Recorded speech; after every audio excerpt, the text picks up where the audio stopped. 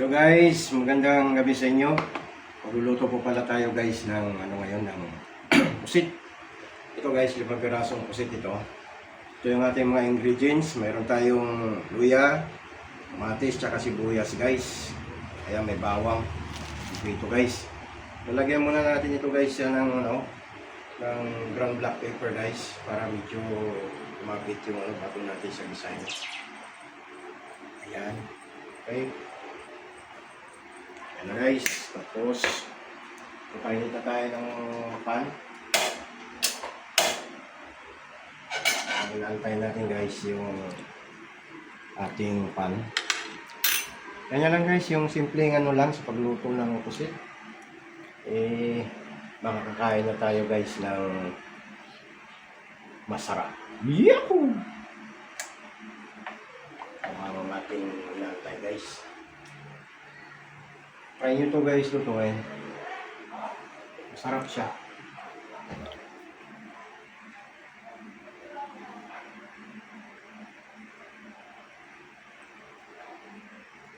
Yan, dito pala guys sa sa paggisa bago natin ilagay. So, kailangan mainit na yung ating pan, yung ating mantika guys para hindi sa dumikit. So, gaganon lang natin kung talagang mainit na, ramdam na yung init ng mantika para hindi siya matalsik at saka dumikit guys.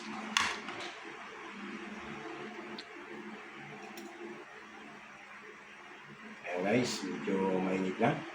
Kunting init pa ng kaunti guys. Ano na ito mga lodi. Pwede na. Pwede na siyang guys. So, sa inyo yan, may mga kanya-kanya tayong diskarte sa pagluluto. Ang iba, inuuna yung sibuyas. Ang iba naman, inuuna yung bawang guys. So, nasa inyo yan kung paano tayo magluto. Wala namang mawawala kung alin ang unahin natin. Ang importante lang, mayroon guys. Pag medyo brown na itong ating bawang, guys, siyempre unahin natin itong sibuyas guys. Sunod natin yan guys, bumabango na guys. Yan, matalbog pa. Kaya guys, kaya nilalagyan ko yan guys ng luya para pampawala ng lansa. Optional naman yan guys sa pagluto niyan. Kung gusto niyo na may luya o wala, nasa sa inyo po yan. Sa atin yan kung gusto niya.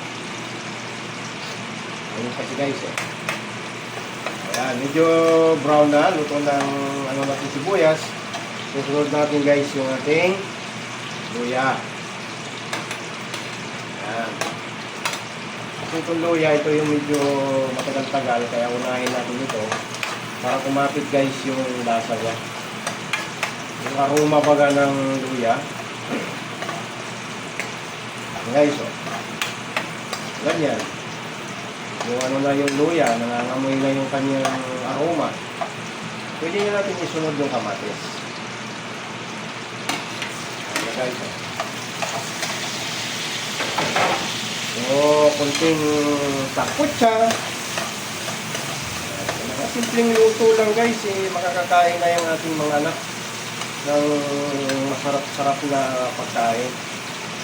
Guys, try ko, papaso pa ako guys Bakit lumilipad itong mantika? Ayan guys, mabango na siya guys.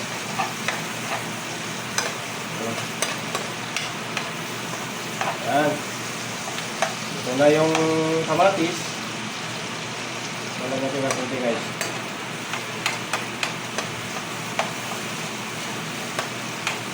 Pakipalo na lang pala guys sa ating Facebook at YouTube. Meron po tayo dyan. I-follow na lang, like and share. Kaya na guys, luto na yung ating ingredients. Gigisa na natin itong ating pusit guys na 5 piraso. Ayan na Galing probinsya ito guys.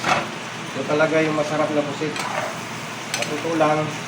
Hindi ko ito tinanggalan guys ng itim kasi ito yung nagpapalasa talaga. Okay guys, oh, mabango na. Yan.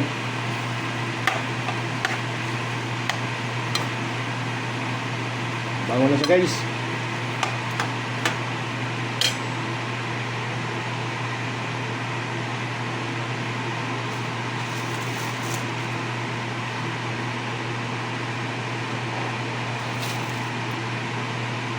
Siyempre guys, hindi mawawala itong pampalasa na lagyan natin. Lalagyan natin ng konting oyster sauce. Yan. Para masarap siya.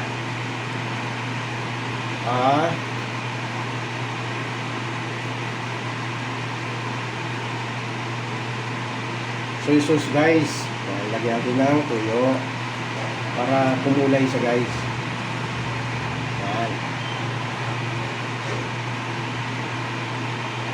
Sasangkutsahin lang natin ito guys. Ayan na oh. Ganda na ng kulay mga lodi. Madali lang naman ito maluto ng pusit guys. Ayan.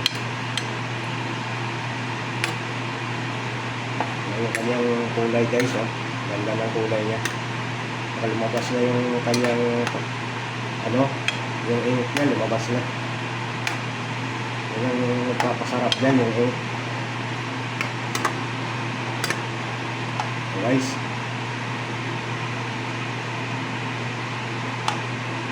dali lang naman yan sa maluto. Maya lalagyan natin ng konting tubig ito guys kasi ito yung ihahalo natin na udong. Itong udong guys, gawa ito ng Cebu. Matakaw ito sa tubig, kaya lalagyan natin siya ng mainit na tubig.